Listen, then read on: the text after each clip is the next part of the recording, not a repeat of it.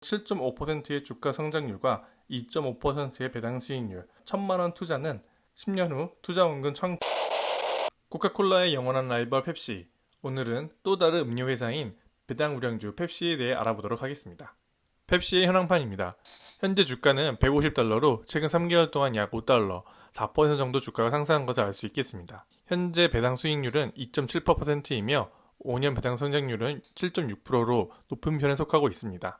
배당은 49년 연속 지급하고 있으며 13년 동안 배당금을 연속해서 인상해오고 있습니다. 하지만 매출 성장은 정체에 가깝다고 볼 수 있으며 영업이익 성장 역시 정체되고 있습니다. 다만 영업이익률과 순이익률 모두 지난 5년에 비해 최근 1년간 개선되고 높은 점은 긍정적인 지표로 볼 수 있겠습니다. 그럼 펩시의 역사부터 보도록 하겠습니다. 펩시 음료는 코카콜라와 똑같이 약사에 의해서 1893년 브래드 드링크로 케일러 브래드햄이 만들어 판매를 시작하였습니다. 그리고 1898년 펩시콜라로 이름을 변경하여 자신의 약국에서 판매를 하다 1903년 공장을 설립합니다. 성장을 이어오던 펩시는 세계 1차 대전의 여파로 설탕 가격이 급등하며 부채 부담을 이기지 못하고 결국 파산을 신청하게 됩니다. 1923년 파산 신청을 한 펩시는 어느 투자자에 인수되지만 결국 다시 한번 파산 신청을 하며 1931년 로이 미가겔이 찰스 구스와 함께 인수하며 우여곡절 끝에 로프트의 흡수 합병 과정을 통해 1941년 펩시콜라 컴퍼니가 탄생이 됩니다. 이때부터 펩시는 다시 안정적인 비즈니스를 구축하게 됩니다. 마운틴듀를 출시하며 1960년대부터 폭발적인 성장을 하게 되는 펩시는 1965년 스낵 회사인 프리투레이와 합병하게 됩니다. 이 합병으로 펩시는 음료에서 스낵 분야로 진출하게 됩니다.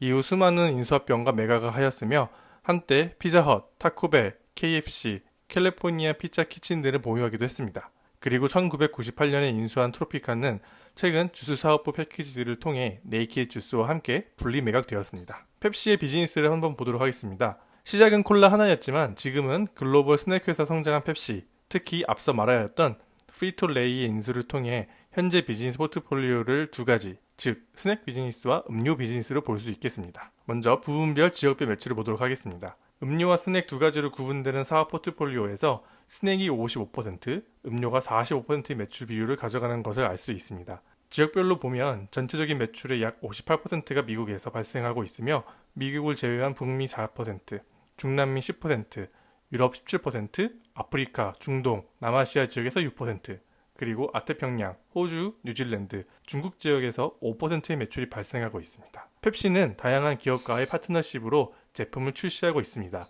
대표적인 예로 유니레버의 립톤 티 음료와 스타벅스의 완제품 음료 제품들입니다.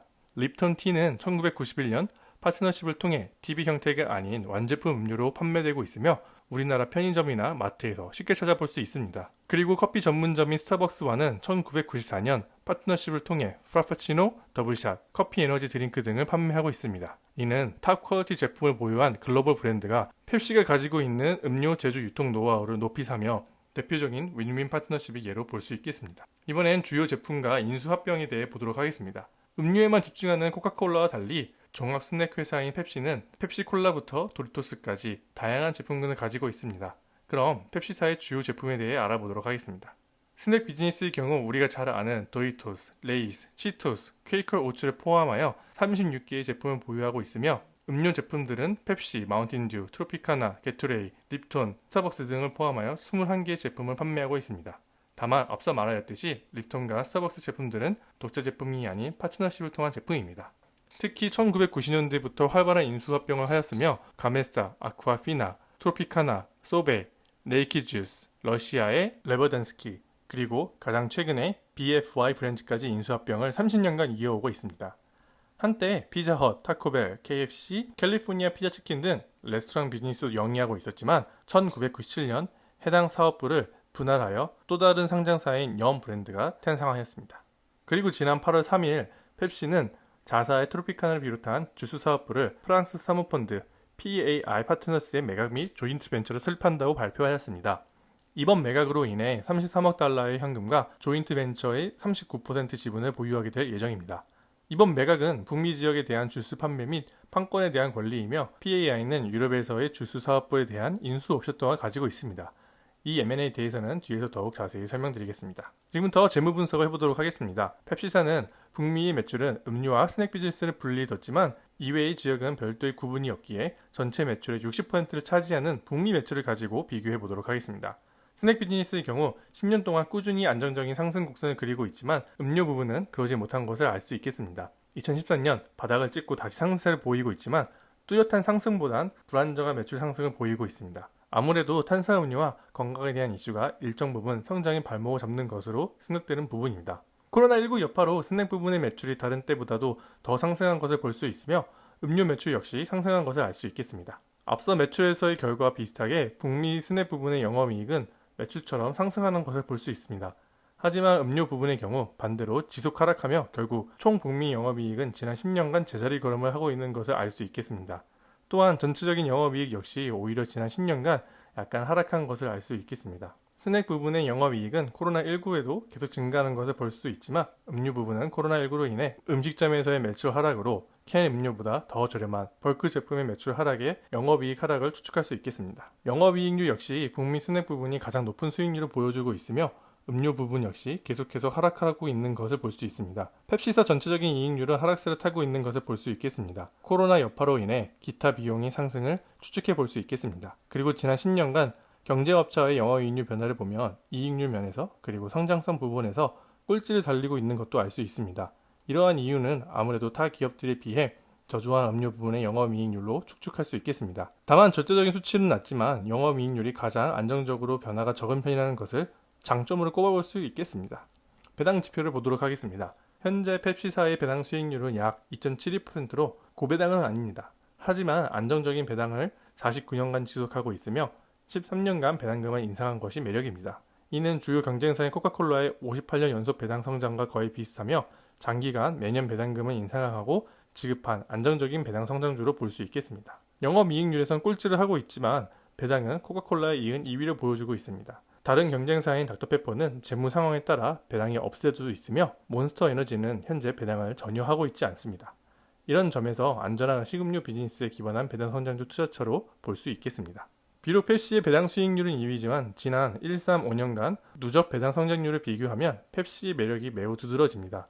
지난 1년간은 코로나19 여파로 인해 코카콜라와 펩시 모두 배당 성장률이 낮았지만 과거 5년간 펩시는 연평균 약 7% 중후반의 배당 성장을 보여주고 있는 것을 알 수 있습니다. 대기업으로서는 굉장히 높은 성장률입니다. 이러한 성장률이 지속된다면 배당 수익률 역시 코카콜라를 따라잡을 수 있을 것으로 보입니다. 주가는 지난 5년간 100달러에서 현재 150에서 160달러 사이를 오가고 있으며 연평균 9%의 주가 상승률을 보이고 있습니다. 약 3%의 배당률에 9%의 주가 상승률을 더하면 12% 정도인데 우량하고 안정적인 비즈니스에 투자하는 것 치고는 만족스러운 수익률로 보입니다. 마지막으로 볼 지표는 배당 성향입니다. 현재 펩시의 배당 성향은 68.9%로 지난 5년은 비슷한 수준을 보여주고 있지만 과거 10년간은 50%대에서 성장한 것을 알 수 있으며 2000년대 30%대에서 더욱 배당 친화적으로 변한 것을 알 수 있겠습니다. 대표적인 경쟁사 코카콜라와 비교를 하여도 큰 차이가 없고 비슷한 트렌드를 따라가고 있습니다. 하지만 부정적으로 보면 배당금은 인상하고 있지만 영업이익이나 순이익 증가가 받쳐주지 못하여 배당 성향이 높아진 것으로도 볼 수 있겠습니다. 변화와 리스크를 보도록 하겠습니다. 앞서 언급한 것처럼 8월 초 펩시는 트로피카나와 네이키 주스 등 북미 주스 사업을 현금과 조인트 벤처의 지분을 받는 것으로 매각하였습니다. 펩시 전체 매출 700억 달러에서 약 30억 달러를 차지하고 있었으며 매출의 상당 부분을 책임지고 있었지만 해당 부분에서의 수익이 극도로 낮아 수익률을 까먹고 있었습니다. 심지어 미국 내 과즙음료 소비량을 비교해보면 8년간 19% 정도가 하락한 것을 볼 수 있으며 다양한 조사에서 모두 비슷하거나 더 높은 하락률을 보이고 있습니다. 이러한 점에서 어쩌면 이번 매각은 굉장히 긍정적인 사업 정리를 볼 수 있으며 추후 북미 이외의 지역의 주스 사업도 매각 가능하면 보다 효율적인 기업으로 탈피할 수 있을 것으로 생각합니다. 총 매각 가액은 45억 달러에 달하며 이 중 33억 달러는 현금으로 나머지 금액에 대해선 조인트 벤처의 39% 지분을 받는 것으로 계획되고 있습니다. 다만 지분에 대한 의사결정권은 없으며 북미 이외의 지역의 주스 사업권에 대하여 PAI 측에 매수 옵션이 있습니다. 그리고 펩시의 경영진에 의하면 이번 매각으로 얻은 현금은 재무제표 개선과 새로운 투자처 및 신사업을 위하여 사용할 예정이라고 하니 올바른 투자만 한다면 더 큰 성장을 바라볼 수 있겠습니다. 앞서 코카콜라에서도 언급하였듯 전 세계에 있는 설탕과 지방 그리고 살과의 전쟁을 하고 있습니다. 특히 이번 코로나19로 건강에 대한 인식이 한층 높아진 점에서 탄산음료의 소비 하락이 더욱 가속될지는 지켜봐야 할 점입니다. 다만 코카콜라와 달리 음료 비즈니스 외에 스낵 비즈니스가 탄탄한 점과 계속 성장세를 보이는 점은 이러한 리스크를 일부분 상쇄할 수 있겠습니다. 앞으로 전망에 대해 보겠습니다. 펩시는 적극적인 인수합병과 획기적인 파트너십으로 한 번씩 큰 도약을 보여줬습니다. 이미 다양한 포트폴리오를 보유하고 있는 점은 안정적인 비즈니스를 보여줄 수 있을 것으로 보입니다. 하이닉스가 반도체 시황이 크게 흔들릴 때 삼성전자는 다양한 포트폴리오로 안정적인 것처럼 코카콜라에 비해 펩시가 이런 다변화의 안전함이 있겠습니다. 그리고 이번 주수 사업 매각이 펩시에 어떤 새로운 도약을 가져줄지도 기대되는 부분입니다. 한때 마이클 잭슨의 광고에 활용하며 코카콜라로 넘보았던 것처럼 립톤과 스타벅스와의 파트너십처럼 새로운 혁신을 다시 한번 기대해 볼 수 있을 것으로 보입니다.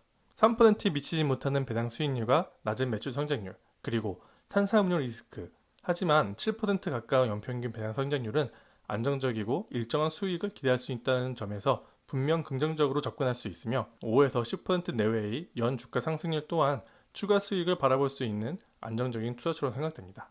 예를 들어 보수적인 7.5%의 주가 성장률과 2.5%의 배당 수익률, 배당 소득세와 기타 수수료로 총 15.4%를 적용한 1,000만원 투자는 10년 후 투자원금 1,900만원에 누적 배당금 300만원을 예상할 수 있으며 20년 후에는 3,900만원 원금에 누적 배당금 900만원으로 총 4,850만원의 평가를 기대해 볼 수 있겠습니다. 앞으로도 계속 경제적 자유를 달성하기 위한 제2의 월급, 그리고 추후 안정적인 노후연금을 위해 계속해서 배당 주주를 분석해 갈 예정이니 함께 하시고 싶으신 분들께서 구독 및 추천 부탁드립니다. 감사합니다.